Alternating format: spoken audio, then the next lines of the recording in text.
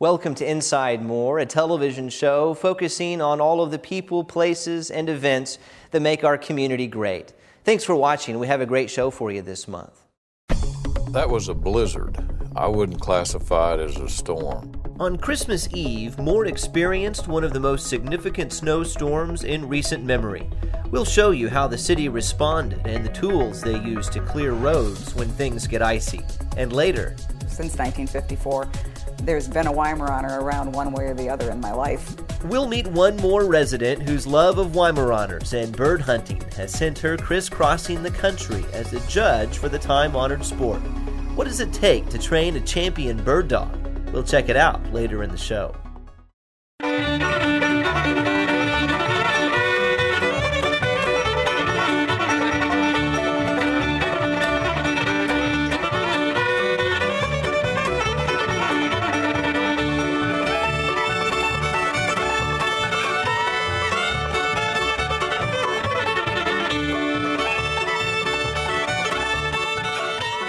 Moore never had a full-time law enforcement officer until 1955.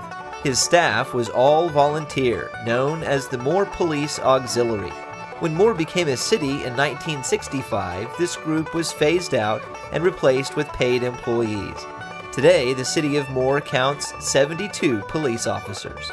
Find out more about our history by watching the documentary Moore's Stop, an historical view of an Oklahoma community. It's narrated by Toby Keith and available for $5 at City Hall.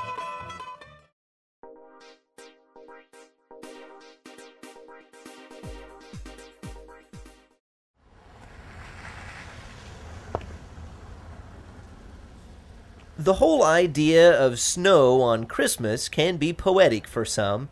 In the night before Christmas, the moon on the breast of the new fallen snow gave a luster of midday to objects below. But for others, you can forget poetry. Falling snow is a call to battle, man versus nature. And sometimes I think nature won in that respect, in that part of it. Eddie Williams is a public works employee with the city of Moore, one of many charged with keeping the roads clear when ice and snow come calling. On Christmas Eve, he had his hands full. Well, I'll tell you what, we had a blizzard. We had snow drifts 3 and 4 feet and all kinds of different things, cars stalled. That was a blizzard. I wouldn't classify it as a storm. It's the worst road conditions that I have ever experienced in my career. Or most anyone's career, for that matter. I've been here for 26 years, and it was the most significant storm that we've ever had. And dealing with it brought on some new and different challenges. One being the blizzard conditions, and also the drifts that caused intersections to be blocked and people to be stranded. So it was quite an event. And just over a month later, in late January, Old Man Winter came calling again with a second dose of heavy ice and snow. Well, we're doing the best we can with what we have. We had a lot of ice in the beginning, and now it's turned to snow, but still yet we've got to put material on the road to keep everybody from slipping and sliding and trying to keep them safe. So what does the city do to help keep motorists from slipping and sliding on icy roads? Even before the first snowflake falls, city crews begin stockpiling sand and salt, combining the two into a mixture that will help melt off snow and ice. We try to mix at least 2 to 3 to 1 sand to salt. And it's a mixture, and we put that in our trucks. And the last storm, we were right at 750 tons of mixture. So that's quite a bit of material. They use that mixture in conjunction with a fleet of vehicles like this sanding unit. The vehicle is actually an old garbage truck that has been refitted with a sand and salt container and a specialized dispenser. When these trucks hit the road and the lever is pulled, a layer of sand and salt is dispensed over the snow and ice. Through the course of a storm, the trucks will refill continuously, hauling about 15 tons of salt and sand with each run. The salt and sanders start immediately, and the way we attack that is our emergency facilities are first priority. We start at the hospital, the ambulance, and our fire and police stations so they can function. And then from there, we split the town up and we start hitting all arterial streets. And arterials are just main thoroughfares running north and south. And we just split the town and we work from the core, which is about the center of Moore, and start working every direction. In addition to the salt and sand trucks, the city also contracts with Silver Star Construction for use of their motor graders that can clear large quantities of snow in a single pass. They also use bobcats and backhoes to clear parking lot entrances and turn lanes after the graders pass through. More often than not, city crews are summoned late at night, on holidays, or whenever the need arises to make sure the rest of us can get home safely. We are very lucky that we have such a experienced crew. They're very dedicated, and also would like to say thanks to their family that the sacrifices they make for these guys to come out and do their job, and especially around the holidays, and I'm extremely proud of them. And for good reason. Their battle with the Christmas Eve storm was nothing short of monumental. And probably about noon Christmas Eve is when we realized we were in serious trouble.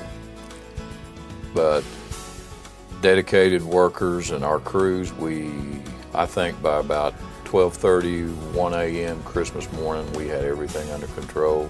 All arterial streets were passable, and I really felt good about the road conditions overall. Of course, for city crews, it's all in a day's work. We're the street department, and we just have to try to keep the streets where people can move on them.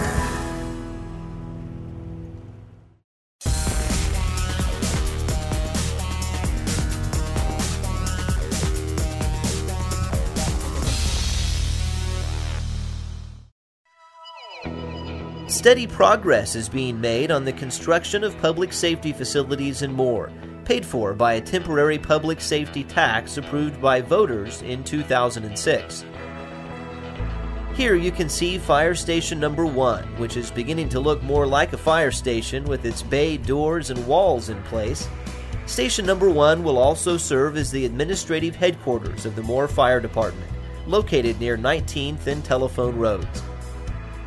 This metal superstructure will eventually become the new Fire Station Number 3 near Bryan and 12th Streets. Make sure to watch Inside Moore regularly for updates on these and other municipal construction projects taking place in the city of Moore.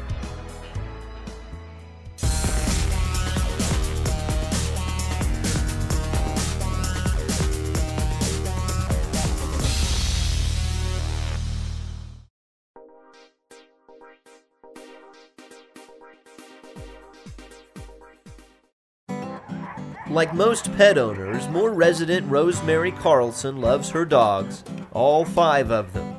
She has a big yard and needs every square inch of it. Her troop is athletic to say the least. But this athleticism comes into good use when combined with the breed's innate hunting abilities. Rosemary's dogs are all Weimaraners.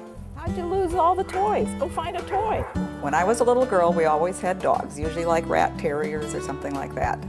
Somehow, in 1954, my folks obtained a Weimaraner, which, since 1954, there's been a Weimaraner around one way or the other in my life, and it's led me down lots of paths. Like this one.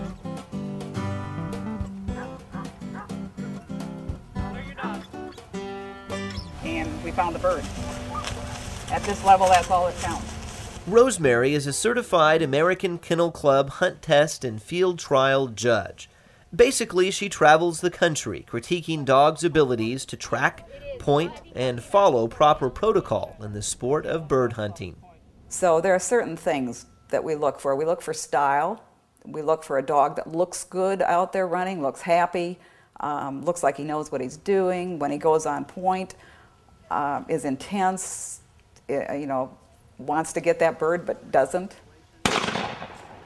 There are 3 levels in the hunt tests, junior, senior, and master. Each level gets more difficult. You can jump right in at the master level if you think you're that good, or you can just work your way up through juniors, seniors, master. Each one just requires a more finished product. And in this part of the country, Rosemary is one of the best at determining what that finished product should look like. Of course, she's had quite a bit of experience. The rows of ribbons she herself has won over the years is impressive. I started out basically as a dog show type person, and we hunted with them. As the years went by, I raised some good puppies. I was mentored by good people. I grew in the breed and in our National Weimaraner Club. I obtained for several years the title of President of the Weimaraner Club of America. Along the way, she continues to mentor the next generation of hunters, like the folks at this recent hunt test. Down, down. Good boy. That's just so if you're far away, you can still get them to do what you want with the hand signals. I use hand signals a lot. Sit. Good boy. Hunt him up. Let's go. When a hunter feels they and their dog are ready, they can participate in a hunt test. Judges like Rosemary saddle up and ride into good viewing areas where they can watch and critique the action. A dog should perform in a certain manner on the test.